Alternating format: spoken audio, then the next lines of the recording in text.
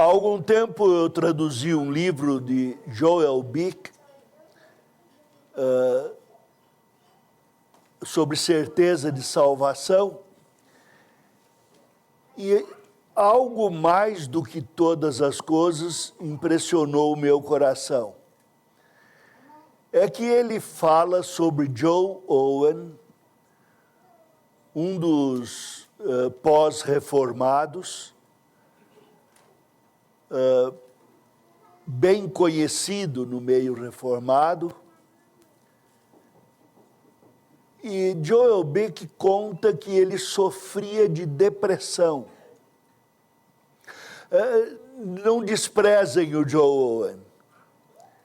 Muitos de nós somos sujeitos à depressão. Vocês costumam ouvir por aí uma bobagem muito grande, mas de gente boa.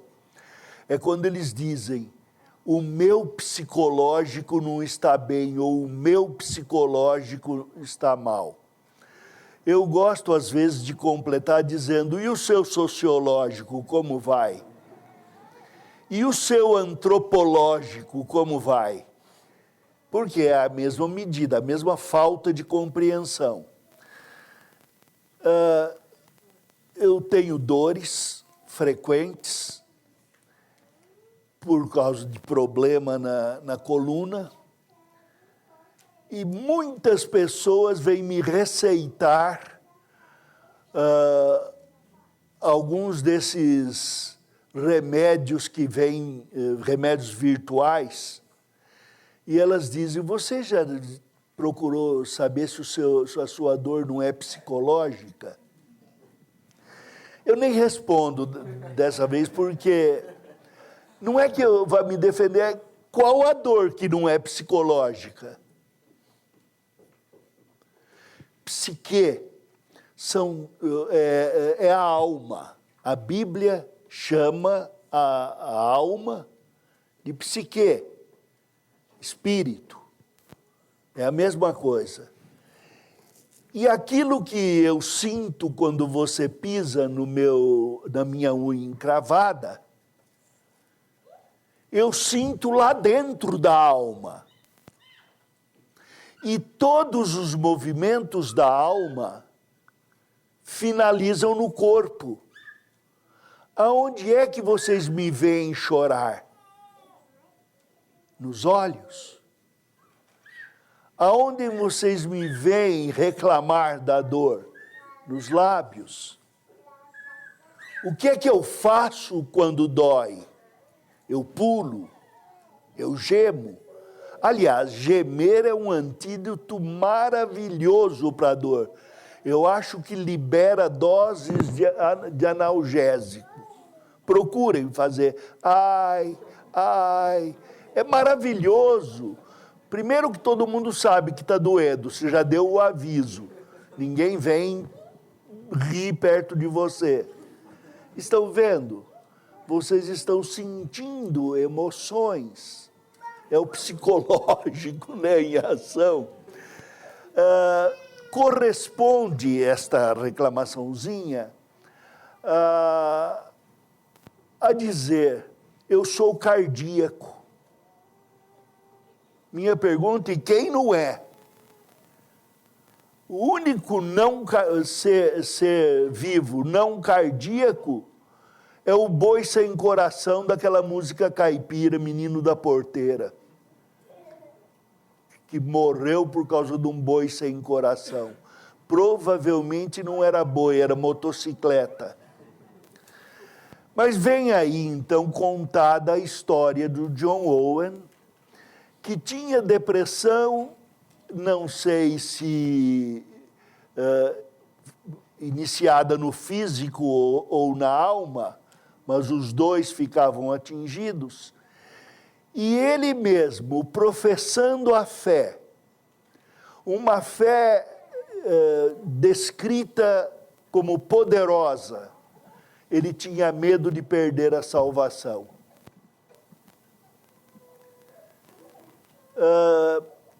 De vez em quando somos tomados de de sentimentos que não gostaríamos de ter. E duvidamos. Já duvidei que meu pai e minha mãe me amassem. Já duvidei que fosse filho de papai e de mamãe. Pensei que eu tivesse sido jogado no lixo e recuperado. Já duvidei da fé, duvidei de Deus. Vivemos muitas vezes tomados por dúvidas. E John Owen diz, nestes momentos de dúvida, nos momentos de pecado cometido, quer por omissão, quer por prática, nestes momentos contemplamos a cruz de Jesus Cristo, que serve para nos alertar do pecado, não do pecado brutal cometido, às vezes até do padrão de pecado em que vivemos, dos padrões de indisciplina, dos padrões de escravidão a que estamos sujeitos. Dizemos que não conseguimos parar de pecar, choramos a cada vez e voltamos a fazer. E ele diz mais, a cruz serve para nos alertar da alegria da ressurreição, da alegria da vitória sobre o pecado. Não ficamos lá onde caímos, mas somos levantados e alçados a Deus, que nos dá o poder de abandonar o pecado. Então esta é a maravilha do texto de Mateus 27, a partir do versículo 33. Eu lerei até o versículo de número 55. E chegando a um lugar chamado Gólgota, que significa lugar da caveira, deram-lhe a beber vinho com fel, mas ele, provando, não o quis beber. Depois de o crucificarem, repartiram entre si as suas vestes, tirando a sorte. E assentados ali, o guardavam. Por cima da sua cabeça puseram escrita a sua acusação: Este é Jesus, o Rei dos Judeus. E foram crucificados com ele 2 ladrões, um à sua direita, outro à sua esquerda. Os que iam passando blasfemavam dele, meneando a cabeça e dizendo: Ó tu que destróis o santuário e em 3 dias o reedificas, salva-te a ti mesmo, se és filho de Deus, e desce da cruz. De igual modo, os principais sacerdotes, com os escribas e os anciãos, escarnecendo, diziam: salvou os outros, a si mesmo não pode salvar-se. É rei de Israel, desce da cruz e creremos nele. Confiou em Deus, pois venha livrá-lo agora, se de fato lhe quer bem, porque disse: sou filho de Deus. E os mesmos impropérios lhe diziam também os ladrões que haviam sido crucificados com ele. Desde a hora 6ª até a hora 9ª, houve treva sobre a terra. Por volta da hora 9ª, clamou Jesus em voz alta, dizendo: Eli, Eli, lama sabachthani, o que quer dizer: Deus meu, por que me desamparaste? E alguns dos que estavam ali ouvindo isso diziam: ele chama por Elias. E logo um deles correu a buscar uma esponja e, tendo embebido em vinagre e colocado na ponta de um caniço, deu-lhe a beber. Os outros, porém, diziam: deixa, vejamos se Elias vem salvá-lo. E Jesus, clamando outra vez com grande voz, entregou o Espírito. E eis que o véu do santuário se rasgou em 2 partes, de alto a baixo. Tremeu a terra, fenderam-se as rochas e abriram-se os sepulcros, e muitos corpos de santos que dormiam ressuscitaram. E saindo do sepulcro depois da ressurreição de Jesus, entraram na cidade santa e apareceram a muitos. O centurião e os que com ele guardavam a Jesus, vendo o terremoto e tudo o que se passava, ficaram possuídos de grande temor e disseram: verdadeiramente este era Filho de Deus. Estavam ali muitas mulheres observando de longe. Eram as que vinham seguindo a Jesus desde a Galileia para o servirem. Entre elas estavam Maria Madalena, Maria mãe de Tiago e de José, e a mulher de Zebedeu.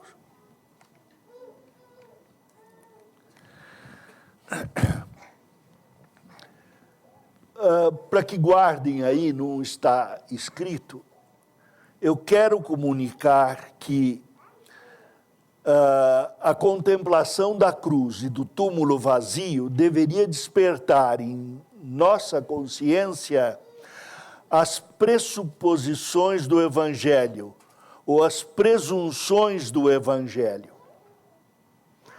Em outras palavras, quando eu olho a cruz do Senhor Jesus, vem a mim os temas que da razão do Evangelho comunicado, ouvido, pregado, recebido. E isto deveria ser motivo da minha vida. O grande motivo da minha vida, a cruz e a ressurreição. A obra total de Cristo, ela não é somente a cruz e a ressurreição. Ela contém pelo menos 5 elementos. A encarnação, Deus se fez carne e habitou entre nós, que me possibilita completo conhecimento. Como Deus, Ele revelou a mim as coisas impossíveis para o meu entendimento.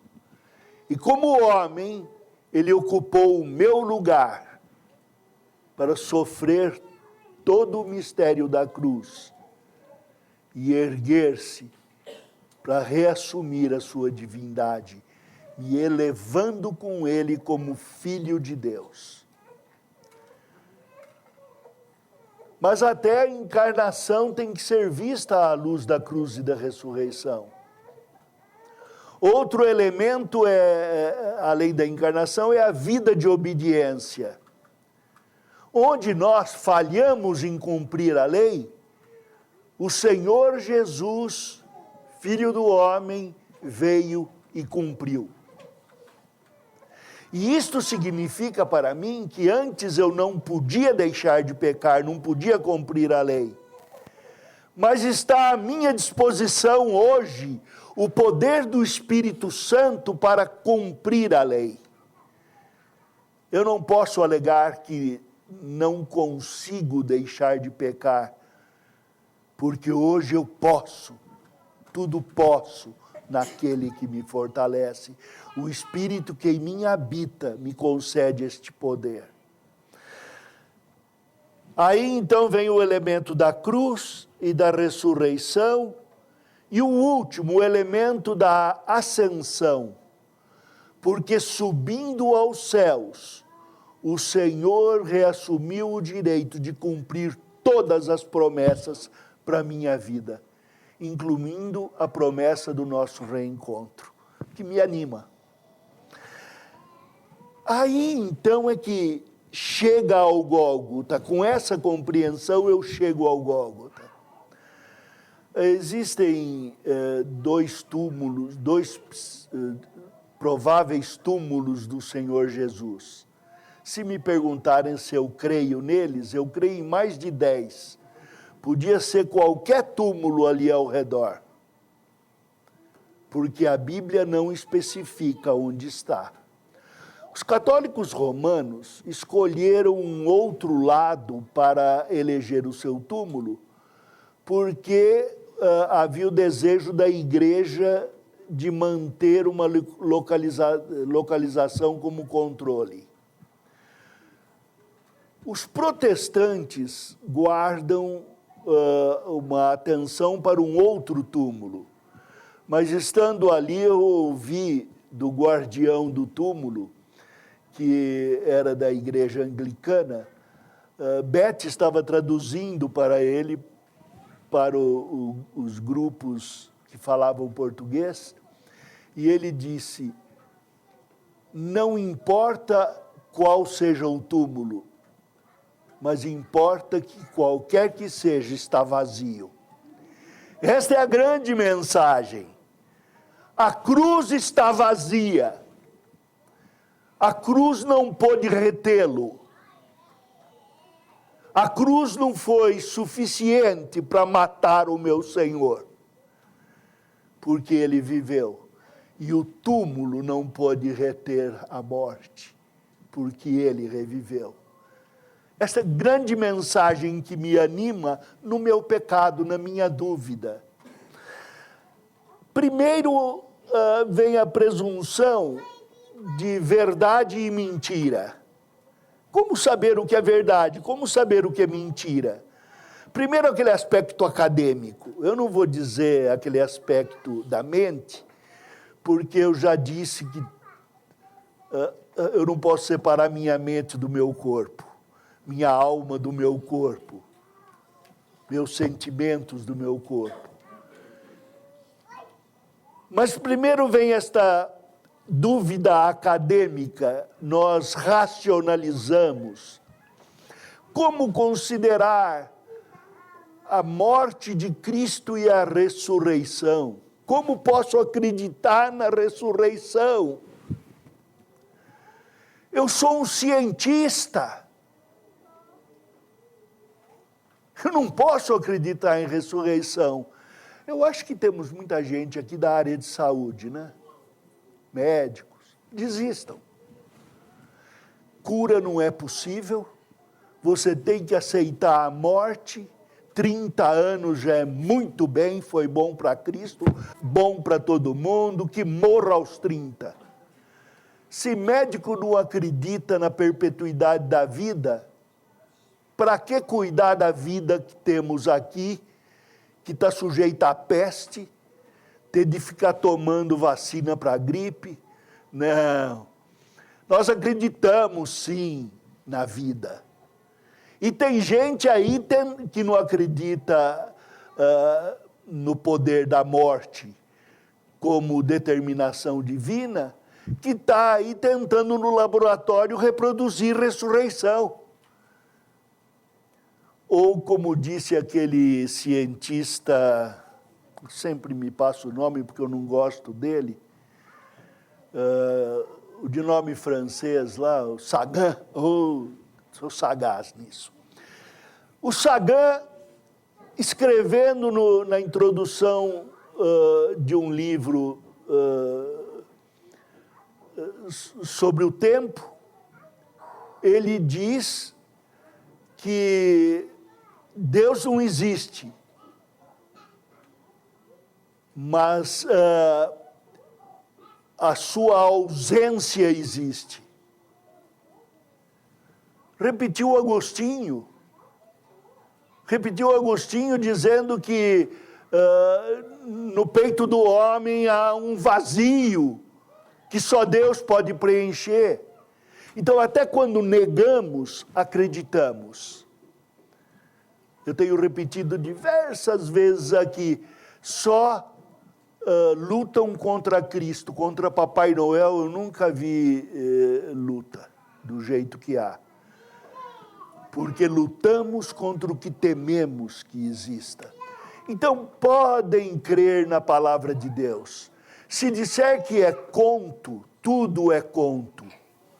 A Bíblia tem pelo menos 66 documentos. Sim, pode chamar de documentos, que atestam a vida do Senhor Jesus, as suas palavras, e descritas de muitas perspectivas. Só o Evangelho, a vida de Jesus, tem 4 perspectivas na Bíblia. Mas não só isso. Tem o restante dos livros da Bíblia que atestam. Veja que maravilha. pensem comigo o seguinte: se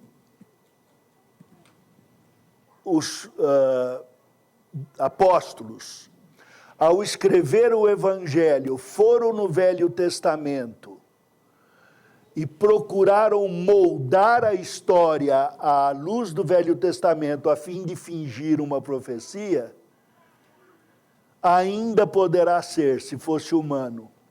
Mas como é que Jesus, na vida dele inteira, conseguiu coerentemente fingir? No Velho Testamento diz que ele ressuscitaria alguns, ele ressuscitou. No Velho Testamento diz que ele curaria alguns, ele curou, e do mesmo jeito. Mas vejam na intenção de Mateus a descrição da crucificação. Chegando ao Gólgota, serviram-lhe vinho e fel. Está escrito em Salmo 69, 21, por alimento deram fel, e na minha sede deram a beber vinagre. Está bem, o Senhor Jesus fingiu, os apóstolos fingiram, nada, isso daqui foi reeditado. Só me expliquem como é que, quanto pagaram para os soldados fazerem parte da mentira.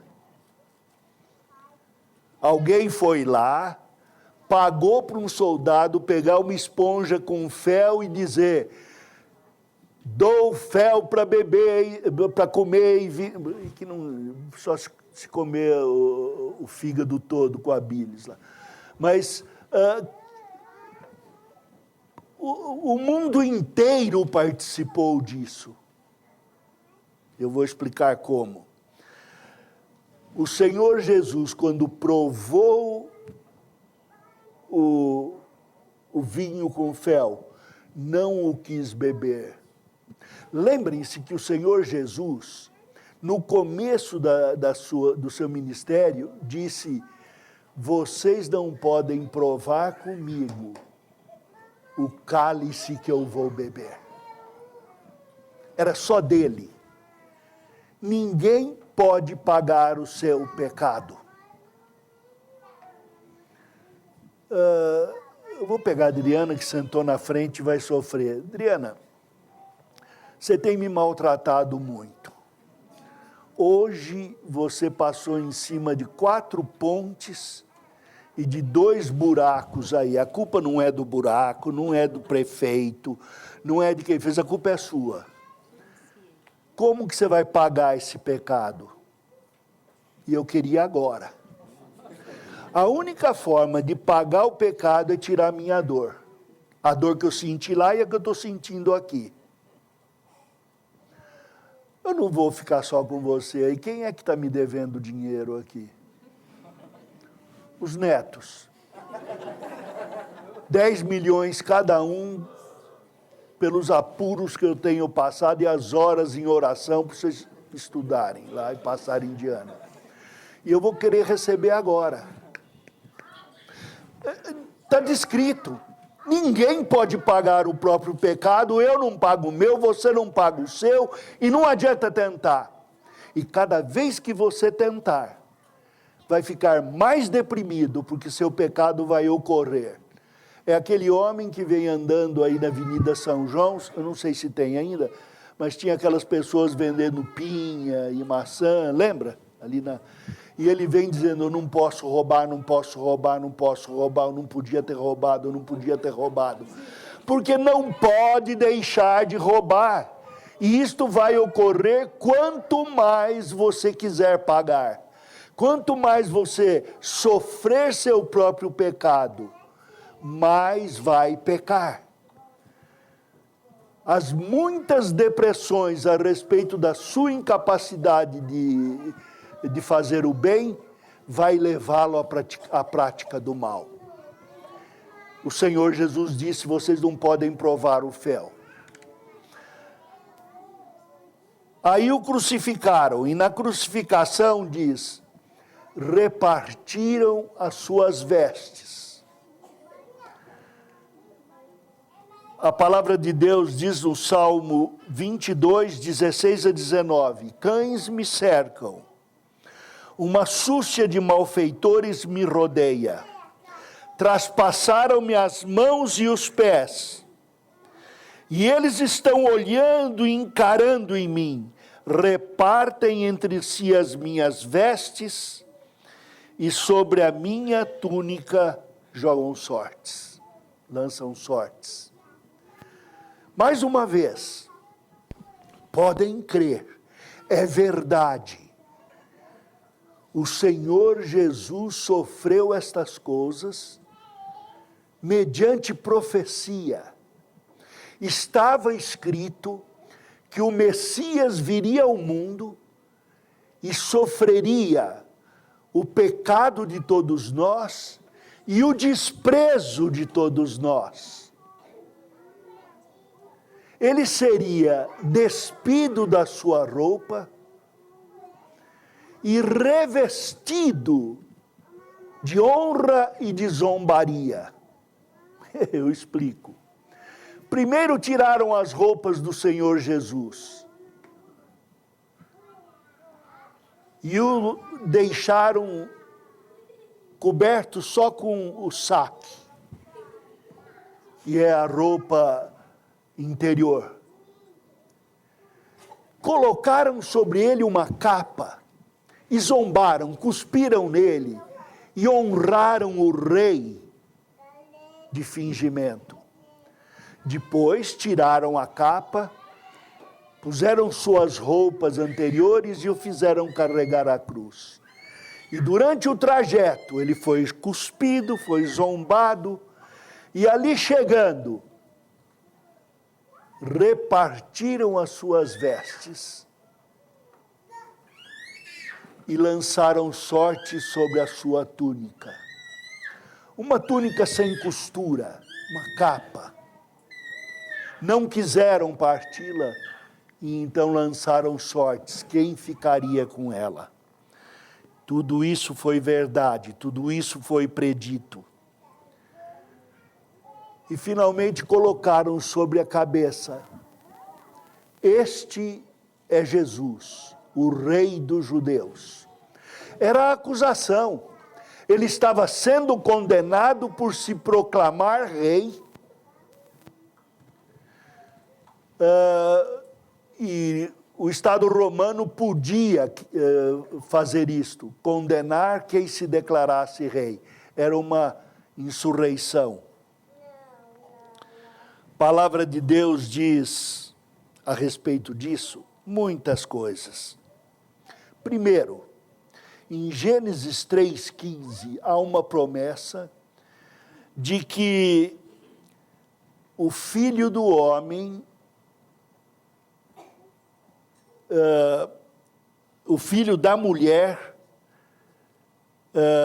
o descendente da mulher, seria ferido pela serpente, mas calcaria aos pés a cabeça da serpente.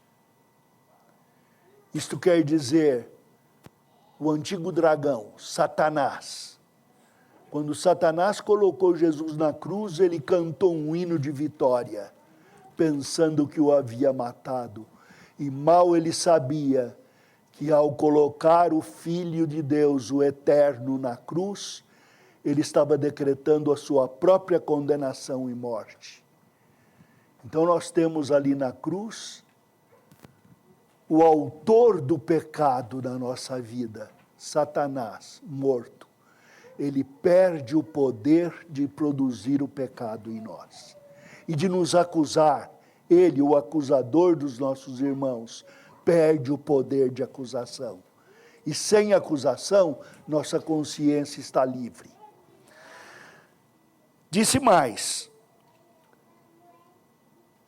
o Senhor disse a Davi: farei levantar depois de ti o teu descendente, que procederá de ti, e estabelecerei o seu reino. O descendente da mulher seria o descendente de Davi. E este receberia o reino de Davi. E notem mais. Disse o Senhor Jesus, o próprio Davi falou pelo Espírito Santo. Disse o Senhor ao meu Senhor, assenta-te à minha direita até que eu ponha os inimigos por debaixo dos teus pés. Disse Jeová a Adonai. Disse o Senhor Deus, meu Senhor, ao descendente de Davi, o seu Senhor Adonai. E o Senhor Jesus diz, Davi chamou o seu descendente de Senhor, seu Senhor e Deus. E esta é a maravilha daqui, em que ele colocou os inimigos por debaixo dos seus pés. Colocou o pecado por debaixo dos seus pés. O autor do pecado, o acusador dos nossos irmãos, declarando a nossa libertação. Vai mais. Ele foi colocado entre bandidos. Porquanto, diz em Isaías, derramou a sua alma na morte, foi contado com os transgressores, contudo, levou sobre si o pecado de muitos, e pelos transgressores intercedeu. O Senhor que intercede por nós é o Senhor da cruz. Ressuscitado, ele está diante de Deus, ascendido aos céus, intercedendo pelos pecados do Vadislau. Pelo de vocês não precisa, vocês são santos. Mas o Vadislau eu conheço lá de casa. E se me entristeço com os meus pecados, imediatamente me alegro. Porque o supremo intercessor, o que pagou os pecados, é quem intercede por mim. É libertador saber que há um advogado intercessor. Um advogado que conhece o juiz, amigo do juiz. Um advogado que é o próprio juiz. E ele lembra ao juiz que ele é o pagador da minha dívida. E uma dívida paga com o preço eterno, e mais valioso do que prata ou ouro, do que qualquer coisa. Ele lembra, foi pelos pagamentos dos pecados do Vadislau. Estou liberto para isto. Finalmente, as blasfêmias. Se és filho de Deus, eles dizem, se és filho de Deus, desce. Eles estão lembrados que o Senhor Jesus havia dito, destruí este santuário e em 3 dias o reconstruirei. Quem do alto da pequena ponte que acessa uma das entradas de Jerusalém, olha abaixo para as ruínas, vai ver as pedras do 2º templo. Estão ali jogadas. Pedras imensas. E poderá se lembrar, como me lembrei, de que o Senhor disse, destruí este santuário, em 3 dias o reconstruirei. E todos que olhavam para as pedras maravilhosas do templo, diziam, como pode reconstruir um templo que demorou 40 anos para chegar ao final, derrubar e reconstruir em 3 dias. Mas ele falava do seu corpo, do tabernáculo do seu corpo, do templo do seu corpo, que ele se deixou destruir, porque está escrito, a minha vida eu a dou voluntariamente, ninguém a pode tirar. Ele deu a sua vida por nós, e em 3 dias ressurgiu, corporeamente, na sua carne, para a minha salvação. Mas eu me vejo ainda blasfemando hoje. Irmãos, eu estou já com mais de 39 anos e continuo pecando. Já não era hora de ter parado? Eu prego essas coisas. Já não devia ter pregado na minha cabeça um prego bem firmado. Estou usando as palavras lá do pregador, sábio, que disse que as palavras do sábio são como pregos bem fincados. Já não devia estar fincado na minha alma. Por que eu continuo blasfemando do meu Senhor? Por misericórdia, Ele acha que eu ainda posso melhorar. Ainda tem o que fazer comigo. Ainda tem a reconstrução da minha vida que Ele pode fazer. E Ele está reconstruindo. E cada pedra quebrada que me lembra seu sacrifício, Ele me dá uma pedra nova na construção da minha e da sua vida.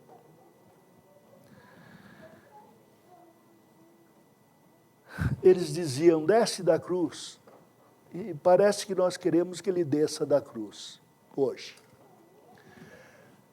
Há pessoas ainda aqui no nosso meio que buscam outros deuses que não são deuses. Tem gente que busca espiritismo nas suas mais diversas formas. Tem o espiritismo francês, de Kardec. Tem o espiritismo dos índios brasileiros, esse daí é mais nacionalista, né? Que toma aí chazinho de folha. Uns tomam chazinho de folha, outros vão fazer chazinho de cogumelo e da viagem. Eu nunca provei. Mas eles buscam como salvação, alegam que a religião. Estão crucificando para si mesmos o corpo do Senhor Jesus. Você é mais refinado do que isso, não é? Você busca em orações. Olha, irmãos, eu amo oração. Eu oro. Não sou um homem de oração como devia. Se eu fosse, eu não dormiria orando, eu ficaria mais tempo de joelhos. Mas eu amo a oração. Eu oro com a minha mulher e por ela. Eu oro as refeições. Eu oro pelos meus netos, pelos meus filhos, para que não pequem. Eu oro por vocês. Se querem perguntar se leva tempo, leva, porque só para lembrar o nome de vocês nessa idade já vai uma... E ainda não oro como convém. Mas, irmãos, oração não é Jesus crucificado. Ele é motivo da crucificação. Quando ele morreu na cruz, rasgou-se o véu. Lembram-se que estavam lançando sorte sobre a túnica de Jesus? Pois o véu do templo se rasgou, Jesus era o véu rasgado. E rasgado o véu, ele produziu o nosso acesso por meio da oração. Nosso caminho, que é Cristo, que chega a Deus, é a oração. Mas a oração não é Jesus. Não pensem que muita oração vai salvar você. Me perguntam, me respondam, quantas orações é necessário para que Deus ouça você? 2? 3? E se 20 igrejas estiverem orando? Hoje, com a internet, você pode levantar 1000 igrejas orando por você. Deus se convence mais com 1000 igrejas do que com a sua oração humilde? É isso que temos de lembrar. É bom orar com o irmão? É, por outra razão. É porque orando com o irmão, nós perdemos aquela noção de autonomia e em humildade nos agrupamos com o irmão. Outras coisas que não são tão particulares, oramos em grupos. E outras com a igreja toda.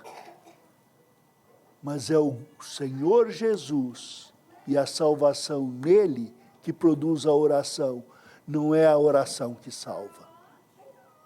Nem muito vir à igreja. Olha, irmãos, eu quero que vocês venham. Fico triste quando não vêm. Parece que o pessoal que não está sentado aí, tudo foi buscar a mãe. Vem buscar o Senhor, não Maria. Ah, não, não é isso. Pode visitar. Mas vir à igreja não salva. É Cristo. E eu venho à igreja por causa de Cristo. É blasfêmia pensar diferente. É blasfêmia pensar que qualquer ídolo, qualquer coisa que seja, até a minha ausência de pecado, porque eu estava quase conseguindo pecar. Ficar em casa, porta fechada, não saio mais, assim eu não peco. Mas além de pecar no meu pensamento, porque ficar com raiva de quem não vai me visitar, eu ainda não cumpro a ordem do Senhor Jesus de amar o meu irmão, de ir na casa do meu irmão, de buscar o meu irmão, de orar com o meu irmão. Então, nem se eu quiser ficar paralisado, eu não deixo de pecar, se não for pelo Espírito do Senhor, que me aponta à cruz e me faz ressuscitar com Cristo.